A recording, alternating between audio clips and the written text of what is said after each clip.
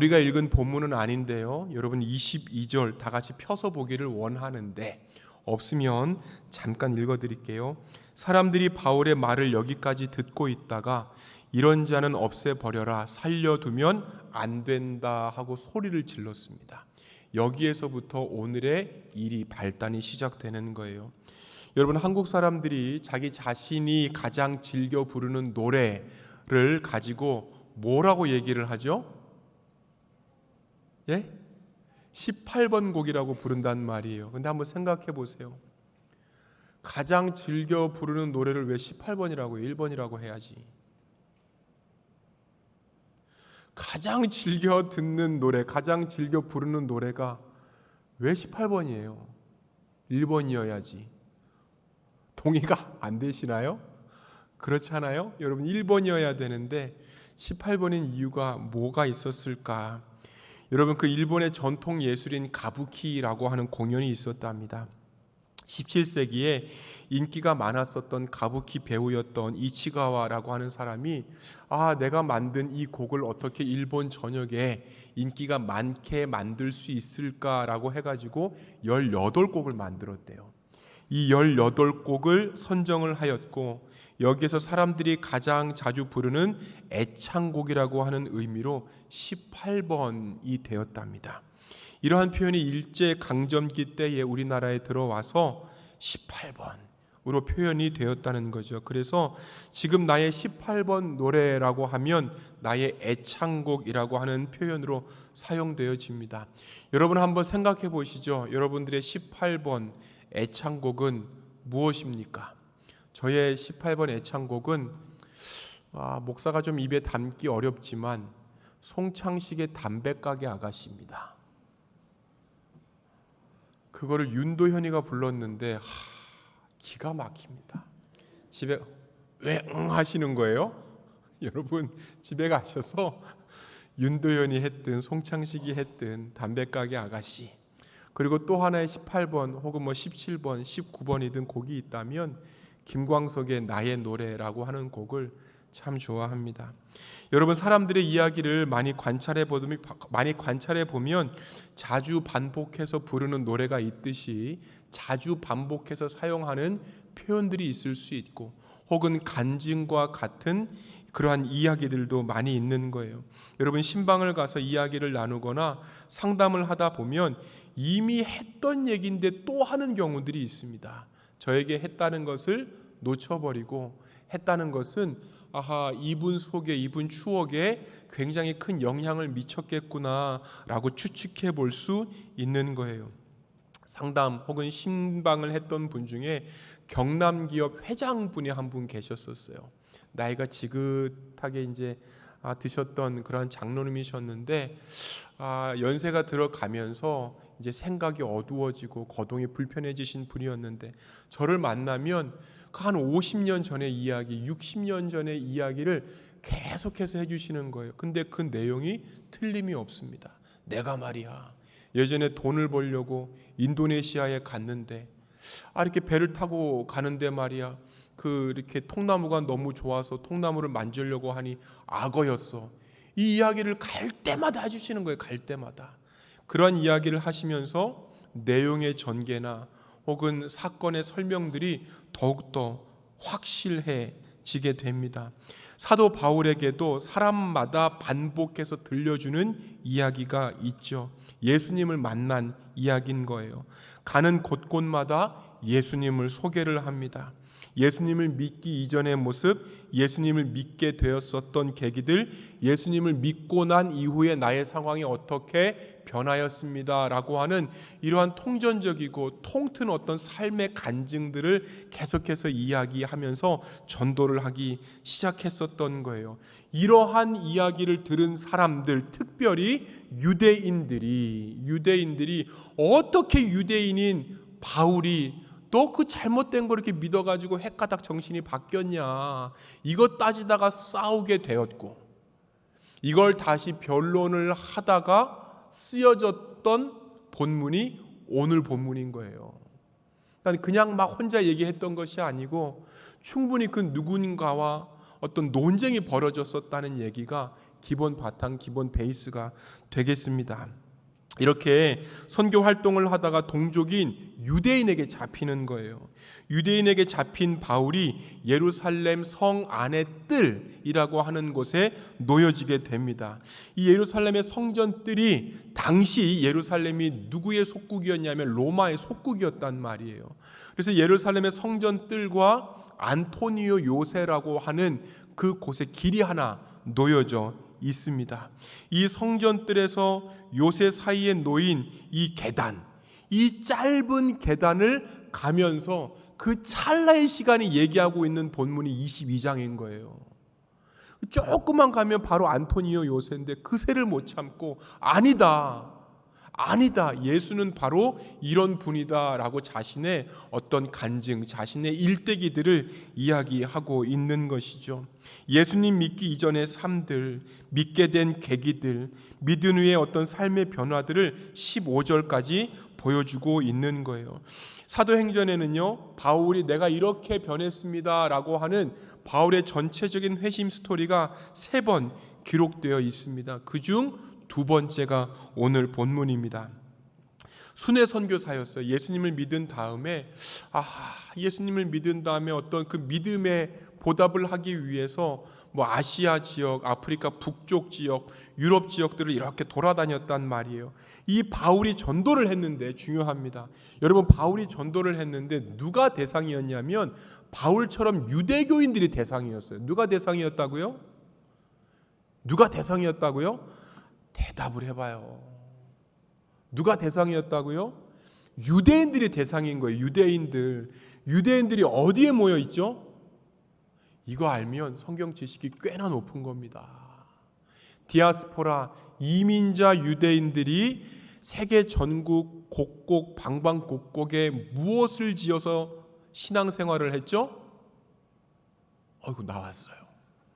교회당 말고 회당이라고 하는 곳을 지어서 거기서 신앙생활을 했단 말이에요. 바울이 그 회당을 찾아갑니다. 회당을 찾아가면서 복음을 전파하는 거예요. 자, 바울은 그리스도인들이고 회당에 모인 유대인들은 그리스도인이에요, 그리스도인이 아니에요? 그리스도인이 아니잖아요. 그런데 복음을 전한단 말이에요. 언변이 뛰어났고 논리학, 수사학에 뛰어났던 바울, 이 어떤 복음에 충만했던 바울이 복음을 전할 때 개종자들이 생겨요, 안 생겨요? 생긴단 말이에요. 내 아들이 믿고 아버지가 믿고 딸이 믿게 되는 경우가 생긴단 말이에요. 그래서 이러한 모습을 보고 가족 안에서 어떠한 현상이 나오냐? 바울, 쟤 죽여야 되겠다. 이러한 현상들이 생기기 시작하는 거예요. 하도 많은 곳을 돌아다녔기 때문에 가는 곳마다 쫓아다니면서 바울의 전도를 방해하는 사람들이 있는가 하면 쫓아다니면서 언젠가 저 사람을 죽일 수 있을까 이렇게 미행했던 사람들도 있었던 것이죠. 이렇게 여러분, 자신에 대한 여론이 굉장히 나쁘다는 사실을 인식합니다. 그럼에도 불구하고 예루살렘을 통해서 로마로 가는 길목에 쓰여진 게 바로 오늘 본문인 거예요. 여러분, 그 예루살렘에 가면 죽습니다라고 했던 그러한 예언이 있었음에도 불구하고 나는 내 목숨 아끼지 않습니다. 나는 예루살렘에도 갈 거고 나는 로마에게로 가서도 나는 복음을 전할 겁니다라고 얘기를 했었습니다. 바울이 붙잡히게 되었어요. 바울이 붙잡혔다는 소식을 듣고 그 지역 예루살렘에 수많은 사람들이 모이기 시작합니다. 거룩한 성전이기 때문에 바울을 죽일 수는 없고 성전 밖으로 끌어내서 이렇게 저렇게 치고받고 했었단 말이에요. 이미 화가 난 군중들이 바울을 무자비하게 폭행을 합니다. 죽이려는 마음으로 때리고 있었으니 몸에는 상처가 그리고 멍이 가득하고 피투성이가 되었을 거예요.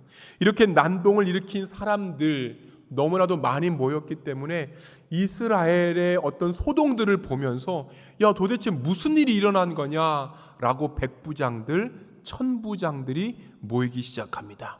백부장은 뭐죠? 100명의 짱인 거예요. 천부장은 뭐예요? 1000명의 짱인 거예요. 어떤 그때 당시에 군인들의 어떤 계급이었었던 거죠. 이렇게 천부장과 백부장이 모인 것을 알고 때리기를 멈췄습니다. 그러면 한번 고민해 보는 거예요. 도대체 바울이 했던 어떤 내용이 그들의 심기를 건드렸을까? 내가 개종할 수 있는 거고, 내가 예수님 믿을 수 있는 거고, 내가 뭐 이렇게 얘기함에도 불구하고 바울의 어떤 부분들이 유대인들의 마음을 건드렸기에 유대인들이 그를 그토록 죽이려고 했을까? 여러분, 바울이 유대인이었습니다. 로마인이기도 했습니다. 그리고 굉장히 율법을 잘 알던 사람이에요. 율법을 잘 알았다. 그럼 구약을 잘 알았던 거예요? 신약을 잘 알았던 거예요? 뭘 알았던 거예요? 구약을 잘 알았던 거예요. 그때 당시 유대인들도 구약 믿었던 사람이잖아요. 근데 게임이 안 되는 거예요. 그 유창한 구약의 실력을 가지고 결국에는 하나님께서 나를 이방 민족으로 보내게 하시는 겁니다. 구약 사상에서는 그렇게 할 수 없단 말이에요. 구약에서는 오직 구원을 받은 백성이 누군 거예요? 이스라엘 백성인 거예요. 이스라엘 백성들. 근데 그 구약들을 인용을 하면서 이방인들도 구원을 받을 수 있습니다. 이 대목에 모였던 이스라엘 백성들이 열받기 시작하고 돌질을 하기 시작했던 거예요. 바울이 이렇게 회심의 끝부분에 이방인들에 대해서 이야기를 합니다. 이방인들도 구원을 받을 수 있다. 띠끌을 날리면서 이스라엘 사람들이 분노를 표합니다. 그리고 한 목소리로 죽이고 있을 때의 백부장과 천부장이 도대체 무슨 일이냐라고 했었던 거예요. 안토니오 요새로 올라가면서 잠시 멈추어서 로마 말이 아니라 헬라어가 아니라 히브리 말 혹은 아람어로 뭐라 막 얘기를 했던 모습 속에 이 천부장이 로마 말밖에는 몰랐기 때문에 이런 분위기밖에 몰랐었을 거예요. 이 분위기가 어떻게 바뀌었다고요? 잘 듣던 사람들이 돌을 들기 시작했다. 갑자기 유대인들이 분노하면서 바울을 죽일 분위기를 느꼈습니다. 그래서 또다시 어떤 유대인들의 분노를 알았기 때문에 사태 수습에 나섰던 거예요. 한번 그 다음에 어떤 식으로 변했을까요? 읽어보시겠습니다. 천부장이 바울을 병영 안으로 끌어들이라고 명령하였다. 그리고 그는 유대 사람들이 바울에게 이렇게 소리를 지르는 이유를 알아내려고 바울을 채찍질하면서 캠으로 보라고 하였다. 유대인들이 왜 분노하고 죽이려 했는지 그를 신문할 것을 명령합니다. 여러분, 이 신문할 때 사용되었었던 도구가 뭐라고요? 채찍이라는 거예요. 채찍. 로마 제국이 사용했었던 그 채찍, 역사상 가장 잔인한 채찍이었어요. 채찍 끝에다가 뾰족한 쇠를 갖다 답니다. 한 번 맞으면 살이 찢기거나 패어 나가는 것은 물론 뼈에 박혀버리는 그런 상황들도 많았었다는 거예요. 여러분, 선교와 전도로 긴 여행으로 몸이 약해질 대로 약해진 바울이 이거 맞으면 죽을 수도 있는 그런 상황이었습니다. 예루살렘을 넘어서 로마의 네로 황제까지에게로 가서 나는 복음을 전하겠다라고 했었던 그 마음이 있었던 거예요. 여기서 죽을 수는 없는 거예요. 어떻게 상황이 전개됐을까요? 또 한번 읽어보시겠습니다. 그들이 채찍질을 하려고 바울을 눕혔을 때에 바울은 거기에 서 있는 백부장에게 로마 시민을 유죄 판결도 내리지 않고 매질하는 법이 어디에 있소? 하고 말하였다. 무자비한 채찍질이 시작될 때에 바울은 현장 책임자인 백부장에게 자신이 로마 시민임을 그때서 밝히기 시작합니다. 당시 로마법을 보니까요, 재판을 받기 전까지는 두 가지를 할 수가 없어요. 첫 번째는 뭐를 못하냐면 채찍질을 할 수가 없습니다. 두 번째는 족쇄를 채울 수가 없었던 거예요. 그것을 위반하면 처벌 대상이었습니다. 이렇게 바울이 본인이 로마 시민이라는 것을 밝히자 백부장이 놀라게 되죠. 한번 읽어보시겠습니다. 백부장이 이 말을 듣고 천부장에게로 가서 어떻게 하시렵니까? 이 사람은 로마 시민입니다. 천부장이 왔습니다. 천부장이 와서 너가 정말 로마 사람이냐? 라고 확인을 합니다. 그러면서 바울은 그렇다라고 대답한 바울에게 이 천부장이 뭐라고 대답하느냐? 나는 로마 시민권을 돈 주고 샀습니다 라고 고백했었던 거예요. 양반의 자제가 양반이 되었었던 조선시대 기억하시죠? 이때 당시에도 시민권은 타고나는 거지 매입을 했었던, 매입을 할 수 없었던 시대였다는 거예요. 그럼에도 불구하고 로마의 어떤 시민권을 샀다, 불법적인 일들이 있었다는 거죠. 여러분, 요즘 시대에 한국 사람이다라고 하는 것을 밝힐 수 있는 것이 뭘까요? 뭘 통해서 내가 한국인이다라고 하는 걸 밝힐 수 있어요? 한국말 잘하는 거 빼고 뭐 있어요? 주민등록증 있잖아요. 주민등록증 뭘 알아야 다 알면서 여러분 주민등록증 있잖아요. 또 여러분 뭐가 있을까요? 나라고 하는 것을 밝힐 수 있는 게 여권일 수도 있고 뭐 여러 가지가 있었잖아요. 그때 당시에 로마 시민이라고 하는 것들을 밝힐 수 있는 방법이 두 가지였습니다. 하나가 뭐였을까요? 하나가 혹시 그 아실까요? 그 토가, 그게 뭐냐면 이슬람에 가면 여성들이 쓰고 있는 거 있죠. 뭐 쓰죠? 뭐 이렇게 써요 막? 뭘 써?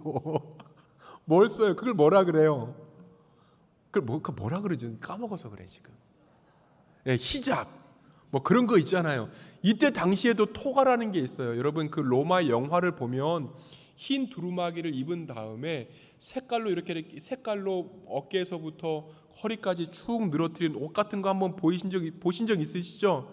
그걸로 로마 시민임을 증명했다는 거예요.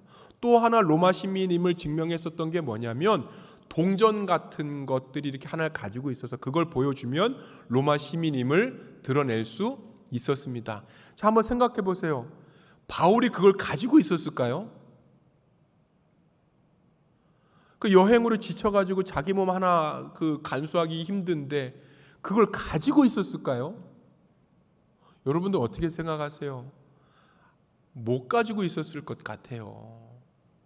그럼에도 불구하고 로마 시민이다라고 얘기했었을 때 많은 사람들이 믿을 수밖에 없었던 이유는 로마 시민이다라고 하는 것에 거짓이 있으면 이건 즉시 사형감이기 때문에 그렇습니다. 그만큼 자신감 있게 자신이 로마 시민임을 드러냈었던 거죠. 자, 이런 상황을 알았었던 천부장이 어떻게 대답합니까? 읽어보시겠습니다. 시작. 그러자 바울을 신문하려고 하던 사람들이 곧 물러갔다. 천부장도 바울이 로마 시민이라는 사실을 알고는 그를 결박해 놓은 일로 두려워하였다. 채찍질하려 했었던 로마 군인들이 두려워서 물러났고 재판 없이 로마 시민을 그렇게 다룬 천부장도 두려워하는 일들이 발생했었던 거예요. 이후 천부장이 유태인들이 왜 그렇게 바울을 싫어했는지를 합법적으로 조사를 하기 시작해서 정식적으로 이 로마 그리고 예루살렘에 회의를 소집하게 됩니다. 자, 지금까지 바울이 모였었던 유대인들에게 자신의 신앙을 간증하면서 자신의 신앙을 변증하는데 지금 천부장이 어떤 일을 하고 있다고요? 자기가 회의를 또 소집을 해. 회의를 소집해서 다 모여. 예루살렘에 있는 모든 어떤 대제사장들 하나도 빠짐없이 다 모여. 이런 상황이 발생돼 버린 거예요. 이런 상황이 발생이 되고 또 하나 당시의 세계의 중심이었던 로마로 가게 되는 합법적인 절차가 생기게 되는 것이죠. 여러분, 바울이 본인이 로마의 시민권자임을 드러낸 것을 우리가 살필 수 있습니다. 예루살렘에서 로마의 시민임을 드러냈었던 때가 유대인들 앞에서 맨 처음 드러내지 않았었던 것이 굉장히 중요해요. 유대인들 앞에서 하지 않고 로마인들 앞에서 시민권임을 드러냈었던 거예요. 부르심을 받은 이후에 본인이 로마 시민이다라고 하는 것을 공개적으로 밝힌 것이 2번밖에 되지 않습니다. 이걸 써먹지 않았다는 뜻인 거예요. 극히 적은 횟수예요. 여러분, 하나님을 믿는 자, 하나님의 제자라고 하는 그러한 정체성 외에 그를 만들었었던 여러 계기들과 여러 삶의 경험들로 자신의 정체성을 만들지 않았습니다. 여러분, 우리는 자신들을 드러내는 몇 가지의 조건들로 살아갈 때가 많이 있습니다. 우리가 잘 모르겠지만 한국인이라고 하는 정체성이 있는 거예요. 우리는 한국인이라고 하는 그 정체성, 그리고 자부심이 있다니까요. 그 한국이 여권 순위가 2등, 3등 된다면서요. 통과가 안 되는 나라가 없다잖아요. 갈 때마다 무슨 탄자로 끝나는 나라들에 가가지고 김태희 같은 그러한 여자 농부를 봐도 그 사람들도 한국말을 한다는 거예요. 안녕하세요? 이렇게 한다는 거예요. 그만큼 한국의 위상이 높아졌다. 이러한 정체성을 가지고 살아갑니다. 그리고 또 어떻게 살아갑니까? 나 대학생이다. 학벌 좋다. 이러한 정체성으로 살아간다니까요. 좋은 직장이라고 하는 그런 자부심들도 정체성으로 온다니까요. 이러한 정체성들이 자존심도 되고 조건도 되어서 더 나은 상황들을 기대한다는 거예요. 그런데 여러분, 이런 맛에 자꾸 들려버리면 주님의 말씀이 들리지 않습니다. 들려도 포기하거나 순종하기가 쉽지 않다는 거예요. 바울이 그 누구도 부러워할 수밖에 없었던 이러한 정체성, 그 누구도 따라가고 싶어 했었던 그러한 자부심들이 있었습니다. 로마인이라고 했었던 자부심뿐만 아니라 유대 사회에서 가장 잘 나갔었던 서울대, 하버드 이러한 학벌의 소유자였다는 거예요. 그래서 말과 논리가 뛰어났습니다. 이러한 조건들을 내세워서 바리새파 당에 입당을 합니다. 나라를 율법으로 다시 세우고자 했었던 거예요. 열심히 너무나도 충만해서 율법을 어기는 사람들, 예수 믿는 사람들 잡아 죽이다가 바울 곁에 누가 나타났던 거예요? 사도행전 7장에 스데반 집사가 나타난 거예요.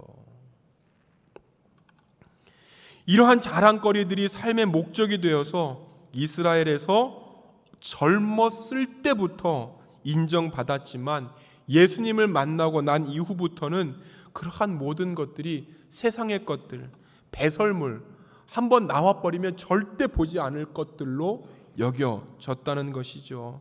왜요? 자랑거리들이 삶의 목적이 된다는 것, 결국에 자신의 생명을 고갈시키는 이름을 알았기 때문입니다. 실은 바울의 자랑거리들 중에 정말 포기하기가 힘든 것이 무엇이었을까 고민해 보니까 이 시민권인 거예요. 시민권. 당시 로마 제국이 전 유럽을 그리고 북아프리카를 다스리고 있었거든요. 선교를 나갔던 바울이 이런 지역으로 선교를 갔었다는 거예요. 그렇게 얻어 터질 때마다 나 로마 시민권자다 이 한마디만 하면 되는데 그 한마디를 하지 않습니다.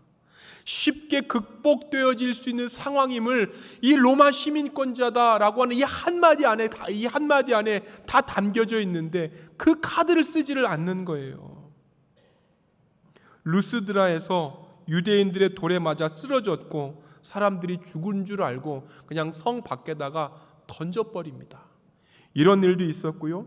빌립보 지역에서 귀신 들린 어떤 여자를 고쳐줬는데 그거 고쳐줬다고 돌질에 맞아서 쓰러졌고 또 이제 감옥에 갇혀졌고 이러한 것들 가운데 그걸 로마 시민입니다 라고 한마디만 하면 되는데 이러한 것들을 사용하지 않습니다. 루스드라에서 어떤 일이 발생합니까? 잡히던 날 밤에 은혜로 감옥의 군인들이 복음을 영접하게 되는 일들이 벌어집니다. 빌립보의 집정관들이 감옥 관리자들에게 바울과 실라를 석방시켜 주라고 달래서 내보내는 일들이 나오게 된 거예요. 한번 읽어보시겠습니다. 시작. 바울이 그들에게 말하였다. 치안관들이 로마 시민인 우리를 유죄 판결도 내리지 않은 채 공공연히 때리고 감옥에 가두었다가 이제 와서 슬그머니 우리를 내놓겠다는 겁니까? 안 됩니다. 그들이 직접 와서 우리를 석방해야 됩니다. 언제 로마 시민임을 밝혔어요? 다 맞은 다음에 밝힌 거예요. 처음부터 쓰지. 다 맞고 고난 당한 다음에 이러한 로마 시민임을 밝히게 됩니다. 여러분, 이러한 장면과 오늘 본문이 로마 시민권이다라고 하는 것을 딱 2번밖에 밝히지 않았었던 거예요. 왜 도대체 이랬을까? 첫 번째는요, 여러분, 로마 시민의 정체성이 당시에는 엄청난 능력이었기 때문에 성령님을 잘 의지하려 하지 않았을 거라는 거예요. 사실 바울이 전도 여행할 때마다 이것을 펼쳤다면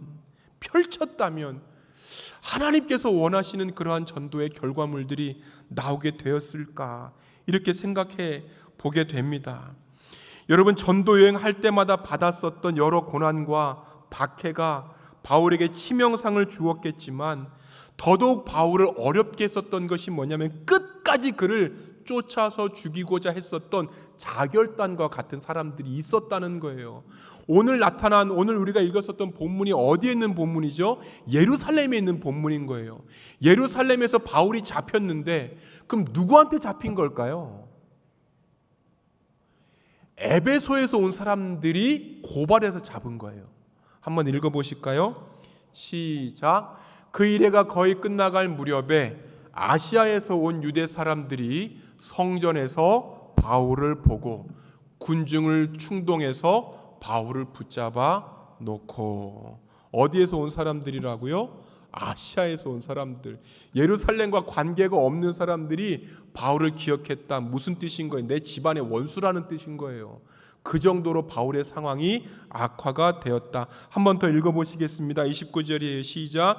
이는 그들이 에베소 사람 드로비모가 바울과 함께 성내에 있는 것을 전해 보았으므로 바울이 그를 성전에 데리고 들어왔으리라고 생각하였기 때문이다. 에베소에서 온 사람들이 억한 심정을 가지고 바울을 찾아내었다라고 한다는 것이죠.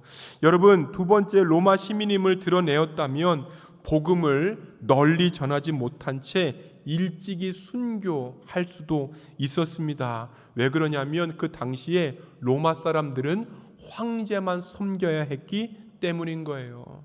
여러분, 그렇다면 우리가 오늘 본문에서 그렇게 사용하지 않고 신경 쓰지 않았었던 로마 시민권을 왜 도대체 드러내었을까? 왜 이 부분에서는 자신이 로마 사람이라는 것을 드러내었을까? 이게 저와 여러분들이 나누어야 될 질문이라고 한다는 거예요. 이후부터 전도의 문들이 어떻게 열리는지, 하나님의 방법, 하나님의 방향을 어느 정도는 바울이 이해하고 성령님의 인도하심을 구했겠다라고 하는 결론이 나오게 되는 것이죠. 읽어보시겠습니다. 시작. 이튿날 천부장은 무슨 일로 유대 사람이 바울을 고소하는지 그 진상을 알아보려고 하였다. 그래서 그는 바울의 결박을 풀어주고 명령을 내려서 대제사장들과 온 의회를 모이게 하였다. 그리고 그는 바울을 데리고 내려가서 그들 앞에 세웠다. 의회가 열려서 대제사장들이 소집이 되어 듣기 싫어도요 억지로 들을 수밖에 없는 그런 상황이 발생된다니까요. 계속해서 못다한 복음들을 전하기 시작합니다. 이제부터는요 그 누구가 바울을 죽이고 싶어도 죽일 수 없는 상황 가운데 들어서게 된 거예요. 이후에 누가 붙여지느냐? 보병 200명이 바울 곁에 상주하게 됩니다. 기병 70명이 바울 곁에 상주하게 되는 거예요. 창병 200명이 따라 붙여서 그를 경유하는 그런 일들이 벌어지게 되는 거예요. 로마로 가기까지 그 길목에 있는 가이사랴에 첫 번째 도착합니다. 그리고 그곳에 총독 벨릭스를 만나게 되는 거예요. 벨릭스 왕에게 복음을 전하고 이 벨릭스 왕에게 복음을 전한 다음에 또 잘려요. 벨릭스가. 그 다음에 누가 오느냐? 베스도라고 하는 사람이 와요. 이 베스도를 보낸 사람이 네로 황제인 거예요. 이 베스도에게도 또 복음을 전합니다. 새로운 베스도 덕분에 여러 왕들이 베스도에게 또 오게 됩니다. 이러한 왕들에게도 복음을 전할 기회가 주어지게 되는 거예요. 한번 읽어보시겠습니다. 시작.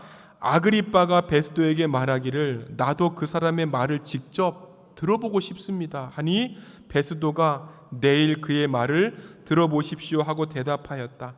이튿날 아그리빠와 버니게가 위엄을 갖추고 나와서 고급 장교들과 그 도시의 요인들과 함께 신문 장소로 들어갔다. 그리고 베스도의 명령으로 바울을 끌어냈다. 여러분, 이런 식으로 한 명 한 명에게 복음을 전하면서 끝내는 네로에게 복음을 전하고 참수돼서 죽은 것이 바울의 어떤 그 선교 여행의 끝입니다. 여러분, 그래요. 로마 시민권이라고 하는 것, 굉장히 중요한 특권임에도 불구하고 특권처럼 여기지 않았던 바울의 모습들을 여러분들이 느끼기를 바랍니다. 바울이 가는 곳마다 시민임을 밝히면서 관의 도움을 요청했다면 수모와 곤욕은 피했을지라도 그것 때문에 복음이 막히는 역사들도 많이 나타났을 거예요. 또한 시민임을 밝히지 않았었던 여러 이유들도 과거에 받았었던 영광들이 배설물로 여겼기 때문입니다. 사랑하는 여러분, 우리 그리스도인들, 나의 자랑과 나의 학벌과 나의 자존심이 아니라 예수님에 대하여서 이야기할 수 있어야 하지 않겠습니까? 내가 가진 것들이 조금이라도 복음의 방해가 된다면 감춰야 되는 것들이 우리가 할 일이 아니겠습니까? 누구든지 사람 앞에서 나를 시인하면 나도 하늘에 계신 내 아버지 앞에서 저를 시인할 것이요, 누구든지 사람 앞에서 나를 부인하면 나도 하늘에 계신 내 아버지 앞에서 저를 부인하리라. 여러분, 이러한 고백들이 간증으로 나오기를 원합니다. 여러분, 이러한 간증들, 어떤 이러한 역사들, 하나님의 마음을 품어서 하나님을 만난 것들로서 하나님, 예수님을 내가 만났다라고 하는 간증들이 여러분들의 간증이 되기를 원합니다. 그럴 때에 로마 시민권이 여러분들의 입술을 막을 거예요. 그렇게 간증할 때에 내가 가진 자존심들이 우리의 입술을 막을 때가 올 거예요. 그럼에도 불구하고 진짜가 무엇인지, 하나님께서 정말로 원하시는 것이 무엇인지, 이것을 곱씹으면서 주님의 길로, 주님께서 원하시는 그 한 번의 입술들이 되시는 여러분들이 되시기를 원합니다. 길이요, 진리요, 생명이신 주님 앞에서 돈, 권력, 명예, 배설물입니다. 필요하다 할지라도 영원을 지탱시켜 주지 않습니다. 생명의 보호막이 되지 않습니다. 그리스도인들의 참된 믿음, 목적과 수단을 바로 분별하는 거예요. 수단이 목적으로 둔갑해버리면 그것이 무엇이든 목적이 된 수단은 사람을 해치고 예수님을 부인하게 되는 것입니다. 우리가 우리의 삶 속에서 주님이면 됩니다, 주님이면 족합니다 라고 하는 바울과 같은 고백이 우리 모두의 고백이 되기를 원합니다. 기도하시겠습니다.